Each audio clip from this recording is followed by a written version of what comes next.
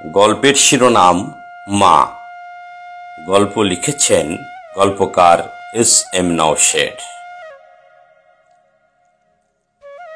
কদিন ধরেই ঘুমাতে পারছে না মিলা। বারবার যেন স্বপ্নের মধ্যে আসে একটা ছেলের পুলিশের গুলির সামনে বুক পেতে দেবার দৃশ্য, কিংবা আরেকটা ছেলের পানি লাগবে, পানি। মাথায় গুলি খাবার সামান্য কিছু আগেও এভাবেই বিলি করে গেছে আন্দোলনকারীদের পানি আর বিস্কিট। কতই বা হবে এদের বয়স? এই বয়সে তাদের কি তেজ, কি সাহস! তারা মৃত্যুকে পরোয়া না করে হয়ে গেল মৃত্যুঞ্জয়ী।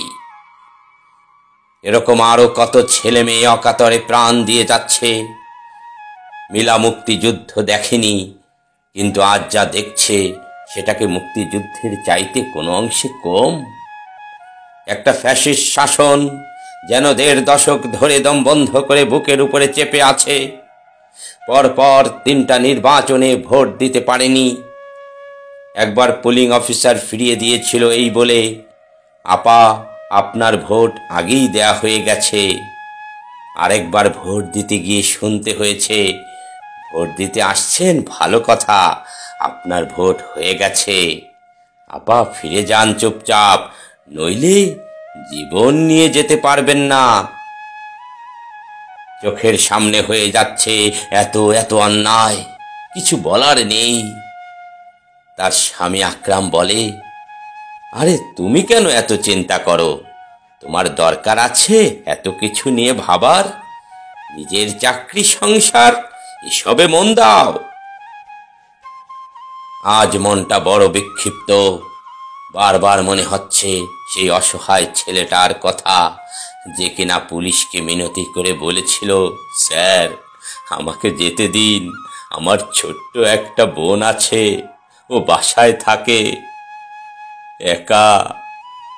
কিংবা সেই মেয়েটার কথা যে পুলিশ ভ্যান থেকে কাঁদতে কাঁদতে বলেছিল, আমার মা বাবা কেউ নাই, ছোট বোনটাকে বাসায় তালা মেরে এসেছি।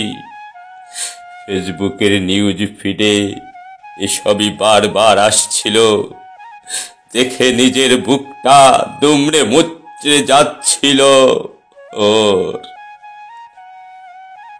এই বাচ্চা ছেলেগুলা যারা রাস্তায় লড়ছে, অকাতরে প্রাণ দিচ্ছে, কতই বা হবে এদের বয়স?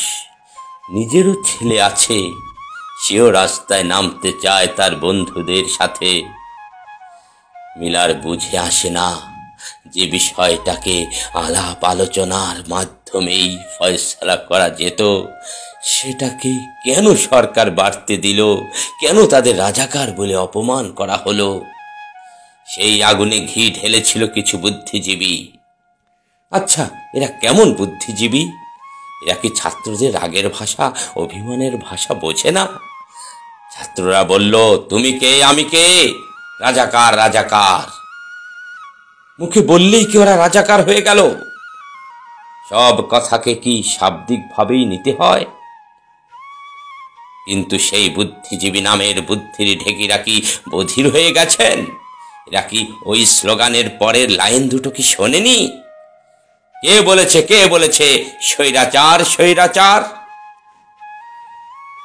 এই কোমলমতি ছাত্রদের বুকে গুলি চালাতে পুলিশের এতটুকু হাত কাঁপল না। তাদের ঘরেও তো এদের বয়সী সন্তান থাকতে পারে, ভাই থাকতে পারে, বোন থাকতে পারে। এরা তো এলিয়েন নয়, এই দেশেরই মানুষ। এই ছেলে মেয়েদের বুকে গুলি চালিয়ে এরা ঘুমোয় কি করে? নিজের এইচএসসি পড়ুয়া ছেলে তাহসান আজ সুস্পষ্ট করেই ঘোষণার মতো বলল, আম্মু আমি পরীক্ষা দিব না। সে কি রে? মিলা অবাক। আমার বন্ধুরা জেলে, ওদের রেখে আমি কেমন করে হলে যাব পরীক্ষা দিতে? এই প্রশ্নের জবাব দিতে পারেনি মিলা। দেখতে দেখতে ছেলেটা যেন কত বড় হয়ে গেল, অথচ এই সেদিনও ছেলেটা মা ছাড়া ঘুমোতে পারত না। তাকে প্রতিদিন একটা করে গল্প বলতে হতো ঘুমোতে যাবার আগে, মাথায় বিলি কেটে দিতে দিতে। সেই ছেলের ঘরে মেলা যেতে পারে না হুট করে। ছেলে বিরক্ত হয়, যদিও মুখে বলে না দেখি। সেদিনই তার কলিগ সুস্মিতা আপা বলছিলেন, তার ছেলে তাকে বলে, আমার রুমে তুমি নক না দিয়ে আসবে না। তাহসান অবশ্য এমন বলে না কখনোই, কিন্তু মিলা বুঝেও প্রাইভেসি রাখতে চায়। দিকে দিকে মানুষের বাড়ছে ঘৃণা। কিছু লোক রাতারাতি অবৈধভাবে কয়েকশো থেকে কয়েক হাজার কোটি টাকার মালিক হয়ে গেছে, আর বাকিরা দিশেহারা। প্রতিদিন লাগাম ছাড়া বাড়তে থাকা জিনিসপত্রের দামের সাথে পাল্লা দিতে না পেরে। কোথাও কোনো নিয়ন্ত্রণ নেই সরকারের। সরকার নেট বন্ধ রেখে কারফিউ দিয়েও এদের দমাতে চাইছে।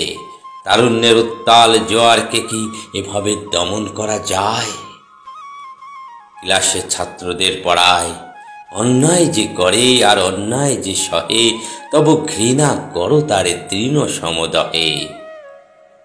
অথচ আমরা কি অন্যায়কে সহ্য করে যাচ্ছি না নীরবে? এতে কি জালিমরাই প্রশ্রয় পাচ্ছে না? প্রশ্ন জাগে মেলার। আমি শিক্ষক হয়ে অন্যায়কে নীরবে সহ্য করে যাচ্ছি। আমি তাহলে কেমন করে মানুষ গড়ার কারিগর হলাম? কি শিখাবো আমি ছাত্রদের? আজকের ছাত্ররাই তো আগামীর ভবিষ্যৎ জাতি। আজ মিলা একটা গুরুত্বপূর্ণ সিদ্ধান্ত নিল। না, আর থাকবে না চুপ করে। তাহসানকে ডাকলো। ঘরে বড় আর্ট পেপার আছে? আছে আম্মু। স্লোগান লিখে নিয়ে আয় বড় করে। কি বলছো? তাহসান অবাক। তোর যা মনে হয় স্লোগান লেখ, আমরা রাস্তায় নামব। এর মধ্যে ছোট ছেলে আমান দৌড়ে এলো। আম্মু আম্মু দেখো আমি কি লিখেছি। ও নানি, অনেক তো হয়েছে, এইবার যান। বাহ, সাব্বাস আমার সোনা পাখিটা, চুমু খেলো মিলা। এর মধ্যে তাহসান লিখে এনেছে, আমার বন্ধুরা মরল কেন? খনি সরকার জবাব দে, ওদের জান ফিরিয়ে দে, নইলে গদি ছেড়ে দে। মিলা বেরুলো দুই ছেলেকে নিয়ে। আকরাম ভীষণ রাগারাগি করছিল। গুলি খেয়ে মরতে চাও ইডিয়েট? আমি অন্যায়ের প্রতিবাদ করতে যাচ্ছি, পারলে তুমিও এসো, নইলে অন্তত বাধা দিও না। মরতে চাইলে যাও, তবে ছেলেদের নিচ্ছ কেন? আকরাম গর্জে ওঠে। কারণ আমি চাই না আমার ছেলেরা অমেরুদণ্ডী প্রাণী হোক, দৃপ্ত কণ্ঠে বলল মিলা। আমরাও যাব আব্বু, পারলে তুমিও আসো, বলল ছেলেরা। আকরাম কিং কর্তব্য বিমূঢ়। রাস্তায় নেমে সবাইকে ডাকতে লাগলো, আমি একজন মা, একজন শিক্ষিকা, আমি নেমেছি অন্যায়ের প্রতিবাদ করতে। এইভাবে তারা আমার আপনার ছেলে মেয়েদের মারবে, আপনারাও আসুন। কেউ অবাক হলো, কেউ হাসলো, কেউ সাবধান করলো, আপা যায়েন না, সামনে কিন্তু গুলি করছে। কেউ কেউ এগিয়ে এলো। এভাবে আস্তে আস্তে তার পেছনের মিছিল বড় হতে লাগলো। গলি ছেড়ে বড় রাস্তায় তারা এলো। রাস্তায় তখনও প্রচণ্ড গোলাগুলি চলছে।